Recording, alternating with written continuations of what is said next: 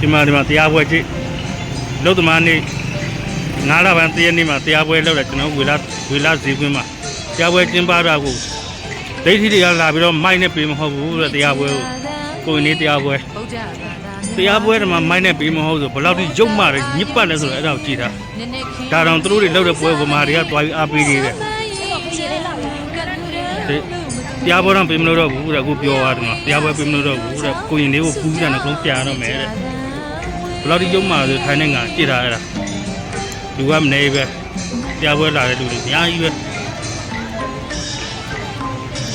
တရားပွဲတော့ပေးမဟုတ်တော့ဘူးတဲ့ကူက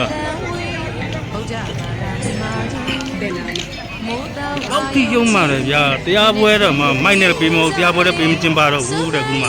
ကိုရင်လေးကြွားလာခဲ့ကိုရင်လေးကြွားလာပြီးကိုရင်လေးဖူးပြီးတာနဲ့အကုန်ပြရတော့မယ်ဒီလူတွေကတရားပွဲလေးတွေမှာပေးမလို့ဆိုဘယ်လောက်ထိရုံးမှထားဆိုတော့အဲ့ဒါတော့ဗမာတွေကစောင့်မှတ်သေးခြင်းမရှိဘူးသူတို့တွေလောက်တဲ့ပွဲကိုတွားရအားပေးကြတယ်ဒီမှာကြည့်လူမနေဒါကြတရားပွဲတော့တရားလည်းပေးမဟုတ်ဘူးကိုရင်လေးကိုဖူးပြီးတာနဲ့အကုန်ပြပြရတော့မယ်ဒါလည်းတရားပွဲပေးမလို့တော့ဘူးတဲ့တော်ရုံမာတယ်ထိုင်းနိုင်ငံကြီးကအဲ့တော့မြန်မာတွေကမနာတတ်တော့စဉ်းစားမရအောင်ကိုရင်လေးကြွားလာပြီဟိုး